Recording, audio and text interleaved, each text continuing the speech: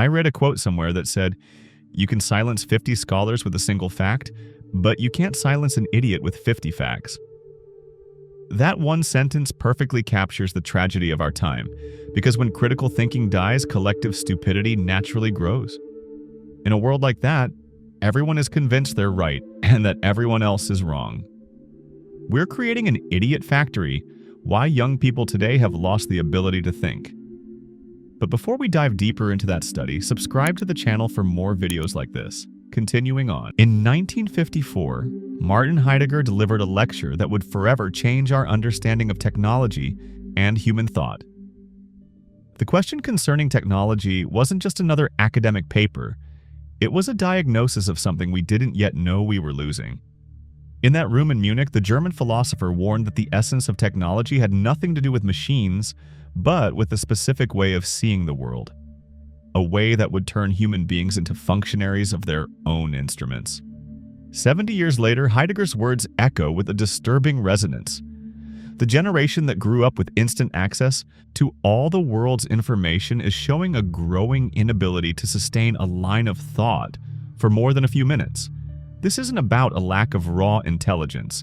Tests show that the average IQ, which rose throughout the 20th century, has stagnated or begun to decline in developed countries over the last 2 decades. The phenomenon has a technical name, the reversal of the Flynn effect. If you're into this kind of philosophical deep dive, consider subscribing.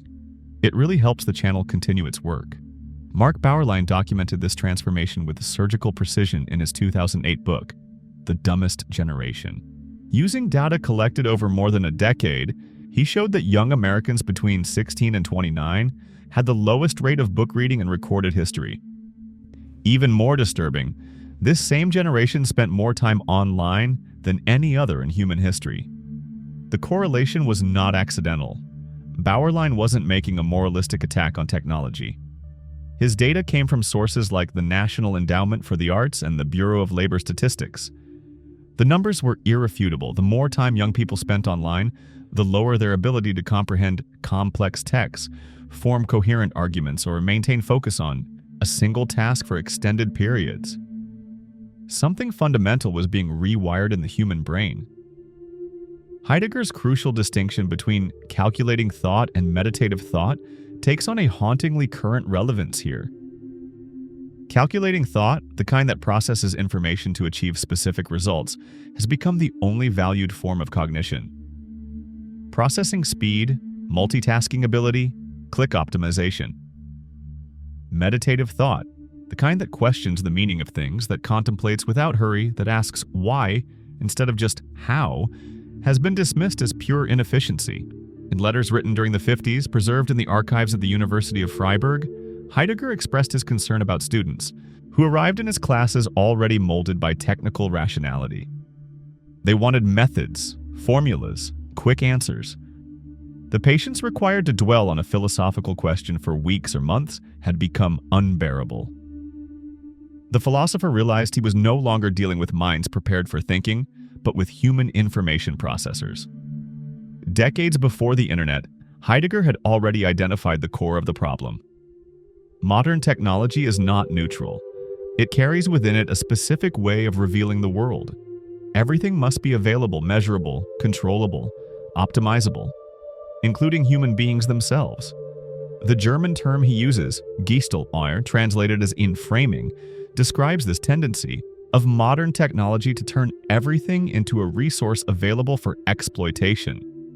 When we apply this concept to contemporary digital culture, the diagnosis becomes crystal clear.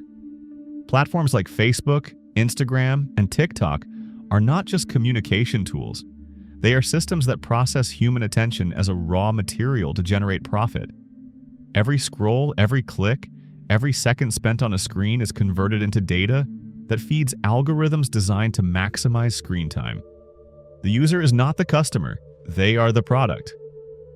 Shoshana Zuboff, in her monumental analysis of surveillance capitalism, demonstrates how this attention economy operates by modifying human behavior.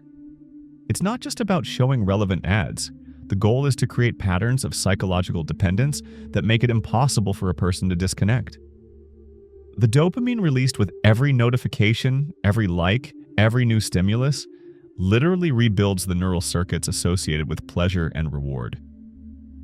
The French neuroscientist Michel de Mourget in The Digital Cretin Factory presents devastating clinical evidence.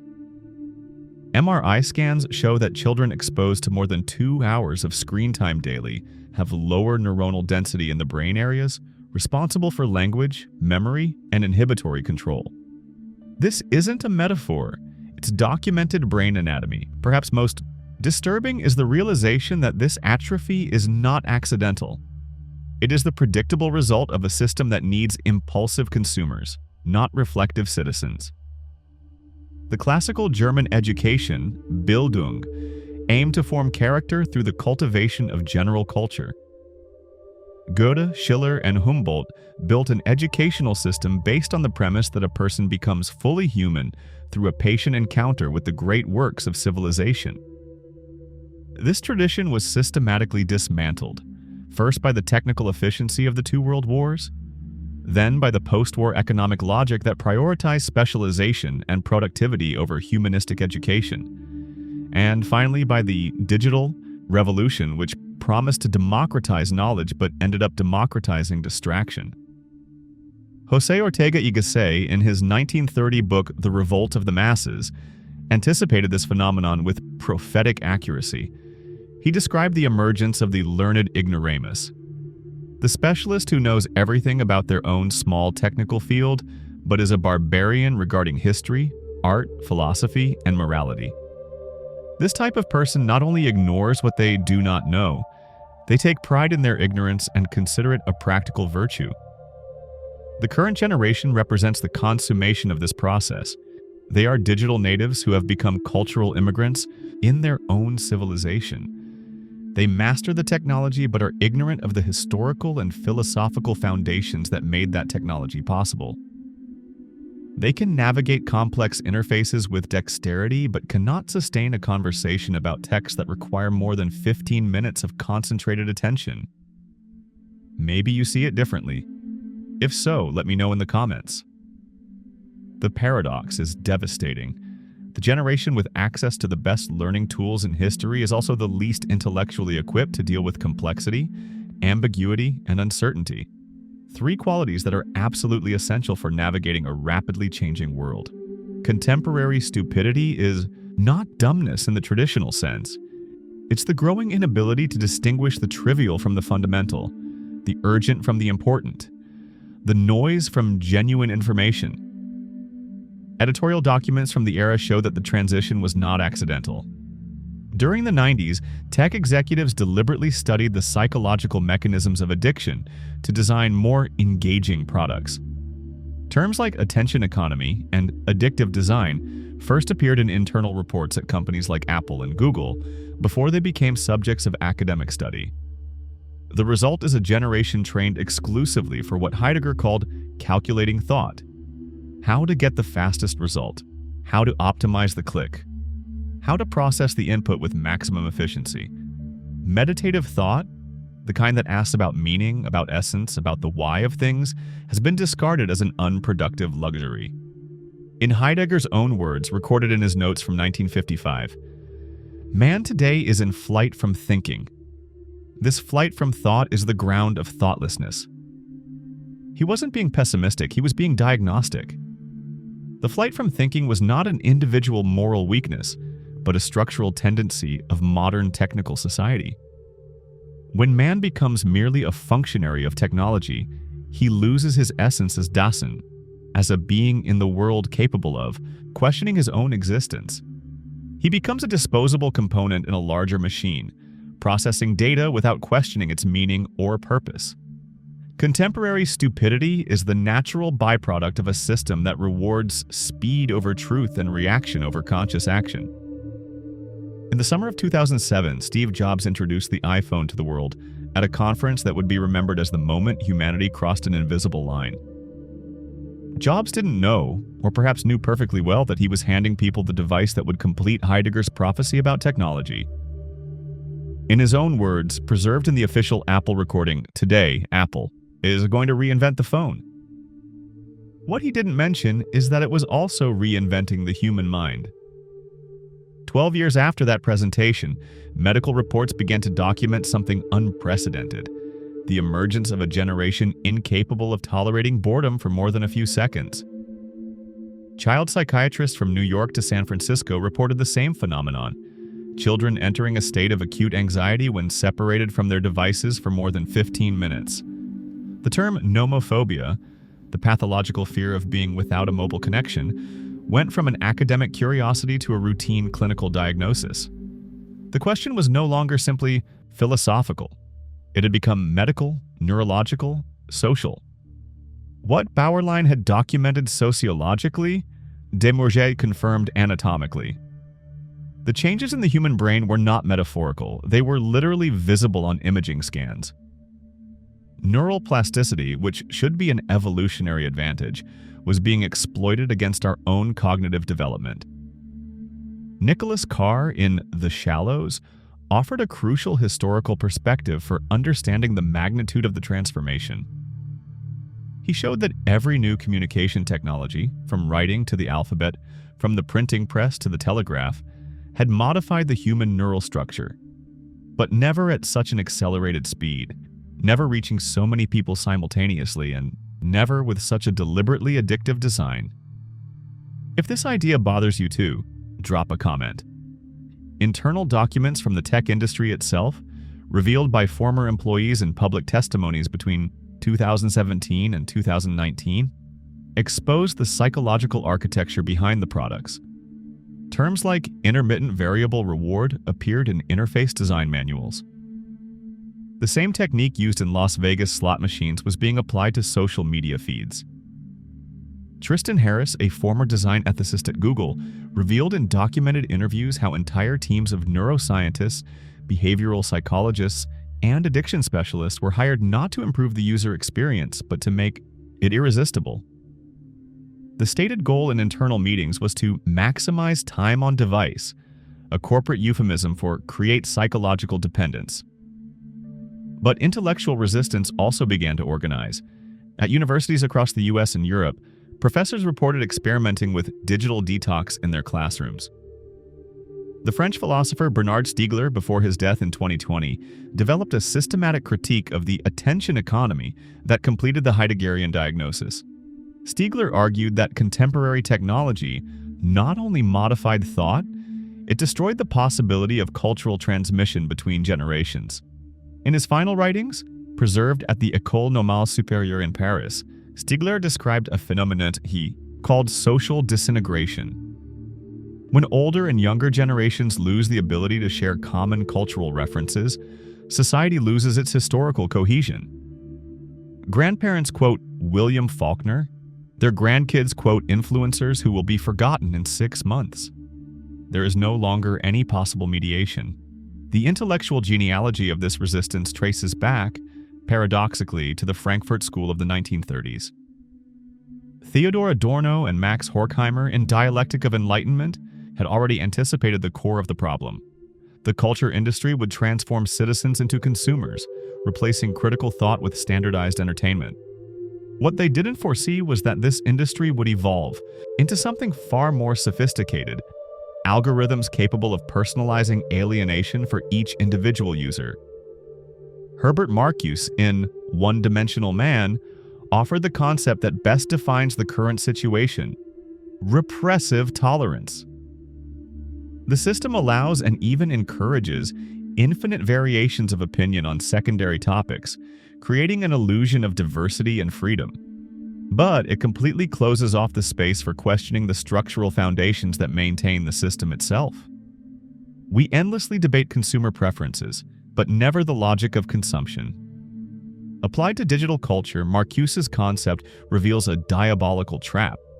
The platforms encourage endless debates on polarizing issues, identity politics, conspiracy theories, manufactured controversies, precisely to prevent people from having the time or mental energy to question why they spend 8 hours a day staring at screens. Constant outrage is the perfect fuel to keep attention captive. The neurological data confirms the philosophical intuition.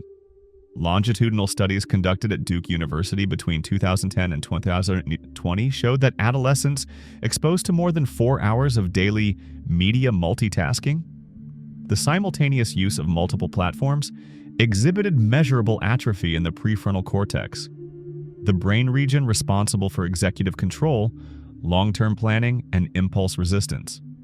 Perhaps most disturbing is the discovery that this atrophy is not equally distributed across the population. Socioeconomic research conducted at elite American universities reveals a troubling pattern. The children of tech executives attend schools that ban tablets and smartphones, while public schools are flooded with educational technology. The very elite who design digital dependency for the masses protect their own children from it. Walter Benjamin, in his Essays on Brecht, written during the 1930s, offered a valuable conceptual tool for understanding this stratification: the difference between the cult value and exhibition value of cultural works. Applied to the digital context, this distinction reveals how elite culture preserves texts and practices that require deep contemplation, cult value, while offering the masses only superficial entertainment designed for maximum exposure and virality. Literature professors at traditional universities report a common and disturbing experience. Students arrive in their classes with high IQs but are completely unable to stay with a text long enough to understand its layers of meaning. They can perform sophisticated technical analyses of tweets but cannot sustain the attention needed to read a short story by Flannery O'Connor. If you've noticed this before, post about it in the comments. The historical irony is devastating. The generation that has instant access to the complete texts of Plato, Kant, and Marx on their smartphones is the same one that considers these authors unreadable because they demand more than a few minutes of concentration. The democratization of access to knowledge has coincided exactly with the destruction of the cognitive capacity needed to process that knowledge. Byung-Chul Han, a Korean-German philosopher, offers a valuable Eastern perspective on the phenomenon in his work, The Burnout Society. Han argues that digital modernity has created a new form of oppression. Instead of prohibiting, it compels. Instead of censoring, it saturates. The contemporary subject is not repressed. They are exhausted by the constant obligation to produce, consume, react, and have an opinion on everything all the time. This constant cognitive exhaustion prevents precisely what Heidegger called meditative thought. To question foundations, you need time. To contemplate essences, you need productive boredom. To develop wisdom, you need to live with uncertainty without a rush to resolve it. All of these capacities have been systematically attacked by the logic of digital immediacy. Resistance is emerging from unexpected places. Buddhist monasteries in Northern California offer digital detox retreats for American executives. Independent bookstores in Brooklyn organize slow reading groups, where people commit to reading a single book over 3 months, discussing it chapter by chapter. Waldorf schools, founded by Rudolf Steiner in the early 20th century, are experiencing a global revival precisely because they prohibit digital technology until the age of 14. But these initiatives remain on the margins. The economic logic of the system demands impulsive consumers, not reflective citizens. Companies that depend on digital advertising need users with attention deficits to maximize clicks and impressions. What is good for the GDP is devastating for the collective IQ. The question that remains without a comfortable answer is whether we are witnessing a definitive mutation of human intelligence or a period of adaptation that will eventually be overcome. Are we losing fundamental cognitive abilities, or are we developing new forms of connective intelligence that we just don't know how to measure yet? The available data suggests this is not evolution, but regression. The ability to maintain focused attention, to tolerate ambiguity, to live with questions that have no immediate answers. These are traits developed over millennia of human culture. To lose them in 2 decades does not seem like progress. It seems like a disaster. The dumbest generation is not the one that gets low scores on standardized tests. It's the one that has lost the ability to ask questions that can't be answered by Google. It's the one that confuses information with knowledge, connection with comprehension, reaction with reflection. It's the one that, having access to all of human wisdom, chooses to entertain itself to death. What we don't yet know is whether this choice is really a choice, or if we have already been reprogrammed to the point that choice has become an illusion. Whether free will can survive in minds shaped by algorithms, or if the freedom to think has become a historical luxury we no longer know how to reclaim.